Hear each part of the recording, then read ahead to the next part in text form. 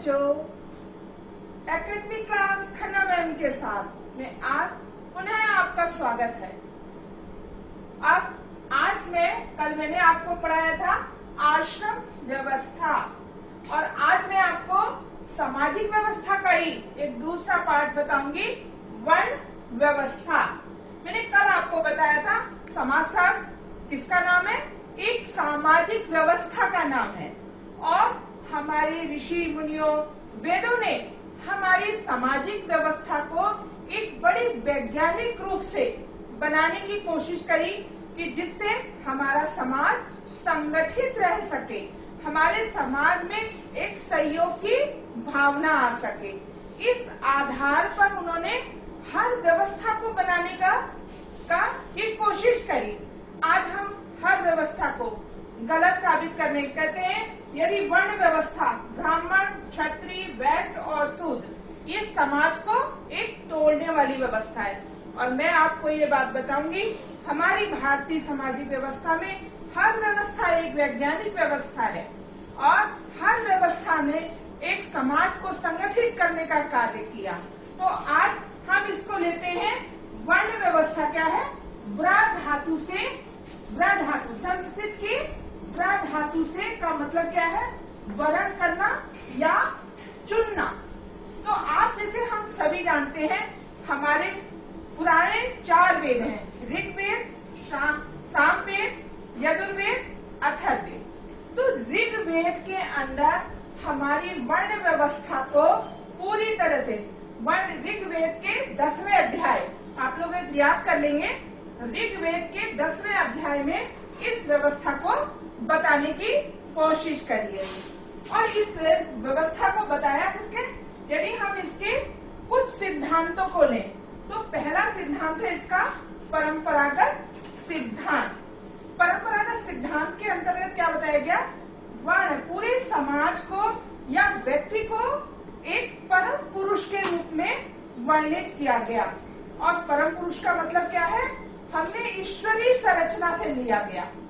तो कहा गया कि ऋग्वेद में यह बताया गया कि वर्ण व्यवस्था में ब्राह्मण की उत्पत्ति व्यक्ति के या ईश्वर के मुख से हुई है, मुंह से हुई है और क्षत्रिय की उत्पत्ति कैसे हुई, बच्चों के किसे हाथों से, है ना, उनके हाथों से, व्यक्ति के हाथों से, पुरुष के हाथों से क्षत्रिय धर्म की उत्पत्ति हुई और पेट से, उदर से वैश्य धर्म की उत्पत्ति हुई और शूद्र धर्म की उत्पत्ति जो है कैसे हुई बेटा, पैरों से।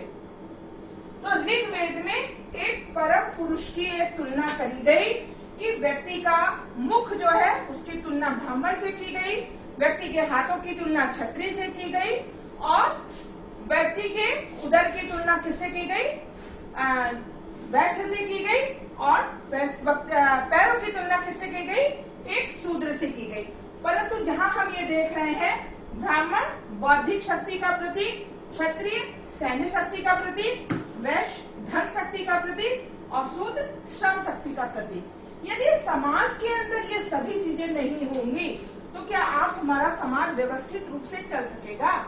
हमारे समाज के अंदर आपको मैं एक बातचीत बताऊंगी, उपनयन संस्कार।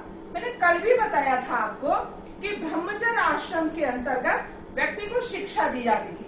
उपनयन संस्कार के अंतर्गत कोई भी शिक्षक व्यक्ति बच्चे की बौद्धिक परीक्षा करता था और बौद्धिक परीक्षा के आधार पर बच्चों जिसके अंदर जो भी क्षमता होती थी, जो भी शक्ति है, क्षमता है, कार्य करने की क्षमता होती है, उसी के अनुसार व्यक्ति को अपना कार्य दिया जाता था। इसका मतलब ये नहीं है कि यदि एक व्यक्ति, एक ब्राह्मण व्यक्ति है या एक कोई व्यक्ति है, उसके 4 बेटे हैं, हमारे समाज के अंदर मैंने कहा एक यहाँ पर दूसरा जो चीज है वो रंग के आधार पर, रंग के आधार पर इस व्यवस्था को कहा गया। रंग का मतलब था कर्म के आधार पर, कर्म के आधार पर व्यक्ति को अपना वर्ण चुना जाता था, कर्म के आधार पर।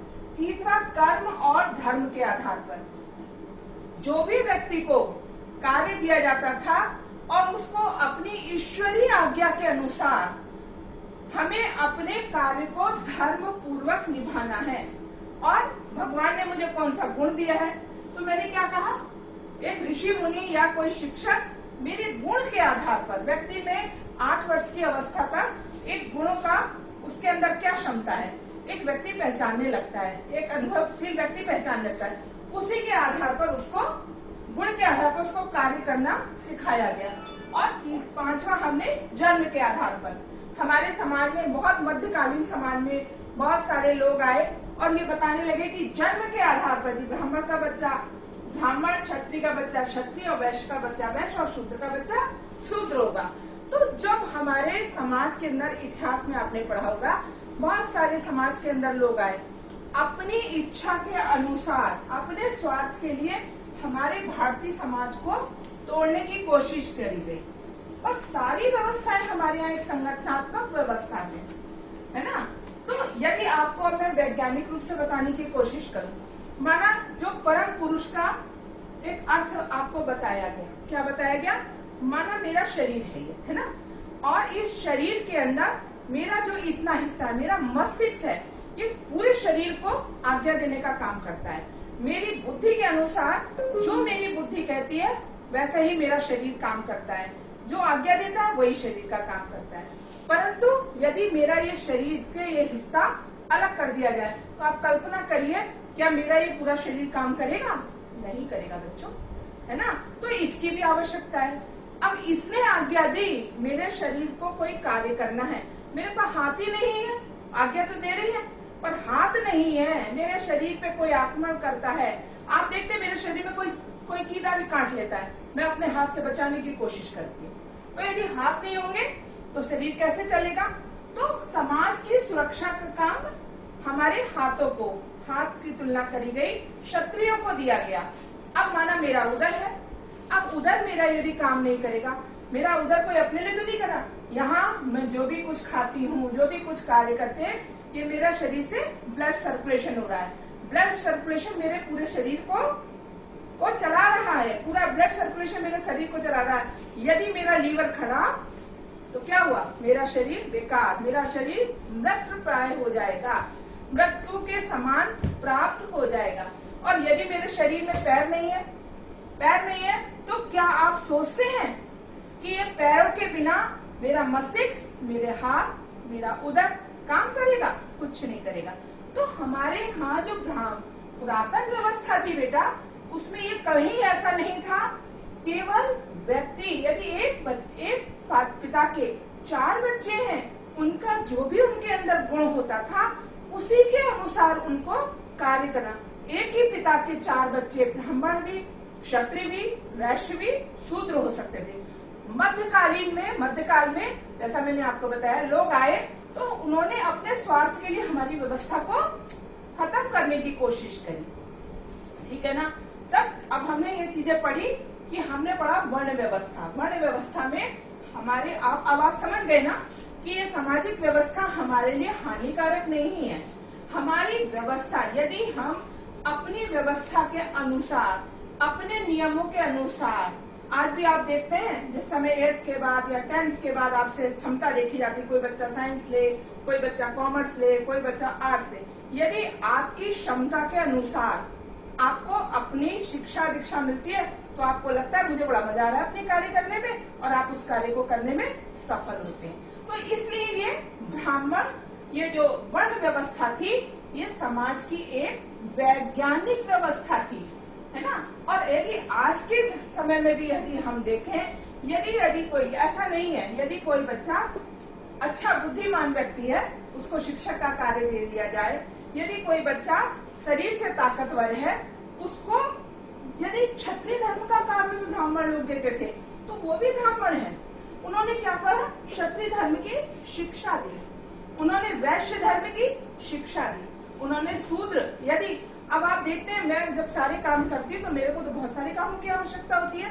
यदि मेरे कपड़े ना सिले, यदि टेलर मास्टर ना हो तो सिलाई ना हो, घर में हमें बहुत काम आता है, परंतु मुझे कारपेंटर का काम तो नहीं आता है ना, यदि वो ना हो तो मेरे घर का काम। तो हमारे धर्म में मैं आपको जजमानी सिस्टम पढ़ाऊंगी, उसमें हर चीज को एक वैज्ञानिक रूप से, बस केवल आवश्यकता है हमको तार्किक रूप से हर चीज को समझने की। तो बच्चों मैं अपने दूसरे क्वेश्चन आंसर जो है, क्योंकि वीडियो बहुत लंबा हो जाता है, और जैसे कि मैंने आपको बताया IAS, PCS, नेट की परीक्षा और BA समाजशास्त्र का तो ये टॉपिक है। यदि इसको आप अच्छी तरह पढ़ने की कोशिश करेंगे, एक एक चीज को समझने की कोशिश करेंगे, ये हमारी सामाजिक व्यवस्था है, तो कोई दो राय नहीं है कि मैं आपको एक अच्छी परीक्षाओं की तैयारी करा सकूंगी, और आपका यदि एम सिविल सर्विसेज की तैयारी करना है तो आप उस काम में अवश्य सफल होंगे। तो ये आज का मेरा ये व्यवस्था थी। ऋग्वेद में आपने देखा, ऋग्वेद से इसकी उत्पत्ति हुई है। वर्ण व्यवस्था में ब्राह्मण, क्षत्रिय, वैश्य, शूद्र के, और यदि समाज के अंदर बुद्धि की भी आवश्यकता है, सहन शक्ति की भी आवश्यकता है, और हम यदि शारीरिक क्षमता के अनुसार व्यक्ति को शिक्षा देते हैं तो निश्चित रूप से समाज अच्छा चलेगा। और हमारे समाज में कभी भी किसी का अनादर करना नहीं सिखाया। ये यदि ब्राह्मण ना हो तो भी इसका काम नहीं चलेगा, कोई शिक्षा ना दे, क्षत्रिय ना हो तो हमारे समाज की सुरक्षा कौन करेगा, और यदि वैश्य ना हो, हमारे समाज में व्यापारिक ना हो, व्यापार ना हो तो कैसे काम चलेगा, और श्रमिक ना हो तो भी काम नहीं चलेगा। तो एक समाज को संगठित करने वाली ये व्यवस्था एक वैज्ञानिक व्यवस्था है। और तो मैंने आज आपको वर्ण व्यवस्था पढ़ाया।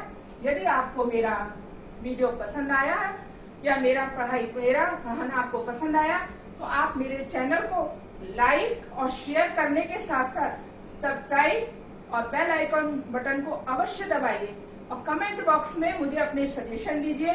IAS, PCS का, सिविल सर्विसेज का, नेट का कोर्स देखिए, टॉपिक्स देखिए, जो भी टॉपिक आप मुझसे पढ़ना चाहते हैं कमेंट बॉक्स के माध्यम से बताइए, और मेरे चैनल को अच्छी तरह देखिए, मुझे प्रोत्साहित करिए कार्य के लिए। धन्यवाद बच्चों। आज का अगला मैं टॉपिक इसका मैं आपको और बताने की कोशिश करूंगी। धन्यवाद।